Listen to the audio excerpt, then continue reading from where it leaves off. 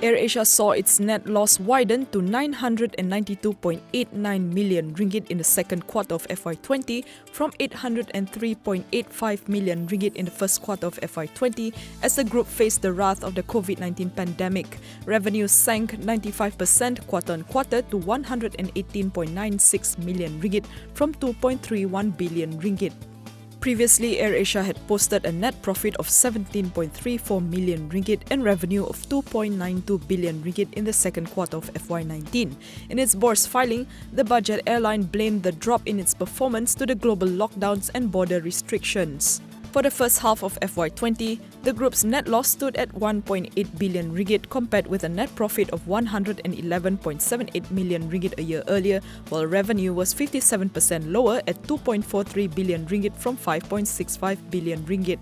The loss during the period was attributed to depreciation and interest on leases, realized loss on fuel hedges, and ineffective unrealized fuel hedge, although this was offset by a 85.2 million ringgit gain recognized on realization of forward contract.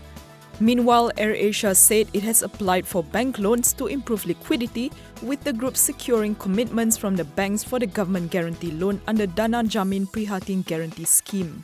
It said it has also received proposals from investment bankers, lenders, and potential investors to raise capital. The group is also in the midst of talks with several parties for joint venture and collaborations that may result in additional third-party investments in specific business segments.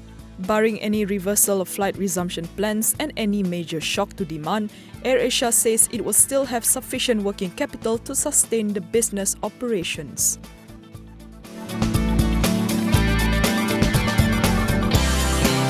Nestle saw its earnings for the second quarter of FY20 decline as a result of the Movement Control Order, which imposed restrictions on the food and beverage manufacturers' out-of-home business channels.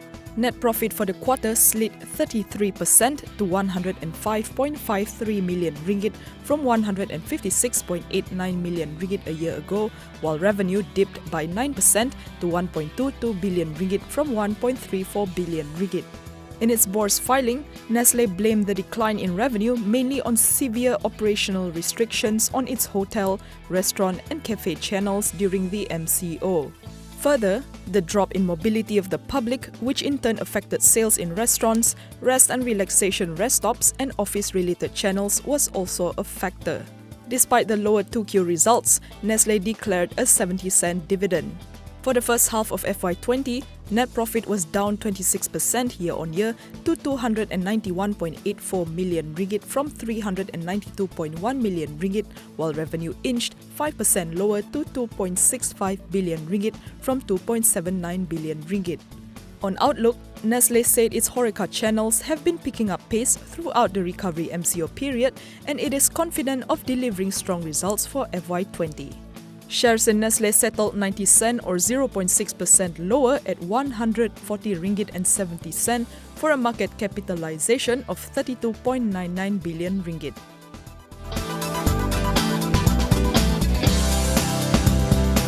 DAP SecGen and ex-Finance Minister Lim Guan Eng wants his successor Tengku Datuk Sri Zafrul Aziz to reveal the projects awarded via direct negotiations during the BN, PH and PN administrations. Zafrul claimed yesterday that under the PH government, 101 projects worth 6.61 billion ringgit were awarded via direct negotiations. Lim, however, claims that these projects were approved in accordance with regulations, which provided exemptions for projects involving national security, one-of-a-kind expertise, and emergency or critical situations. He adds that the average cost of each of these projects was 65.3 million ringgit and in total only accounted for 1.4% of the total value of contracts awarded under the PH government. In comparison, Lim said the BN government greenlit at least 12 such projects worth a collective 139.3 billion ringgit. Meanwhile, the MACC will conduct a comprehensive study to determine whether there were elements of corruption and abuse of power in relation to the matter. The anti-graft agency said in a statement today it would get the list of the 101 projects from the Finance Ministry.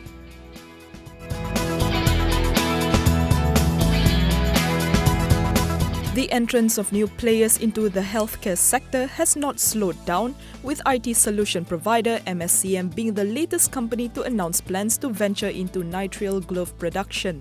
Its subsidiary Hong Seng Gloves today inked an agreement with glove supplier Howell Care Industries, which will see the latter act as its turnkey project partner to kickstart the new venture.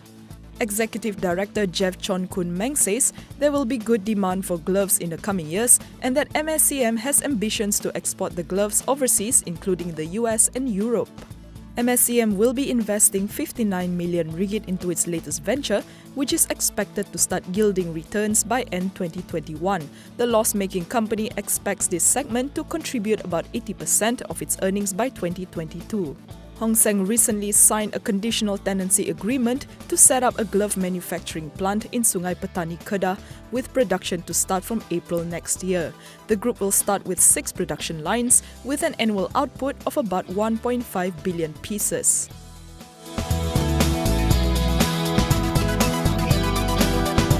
Kenanga Investment Bank saw its net profit almost quadrupling to 20.47 million ringgit in the second quarter of FY20 from 5.6 million ringgit a year earlier as retail trading soared during the quarter. Quarterly revenue was up 24.1% year-on-year to 209.74 million ringgit from 169.05 million ringgit.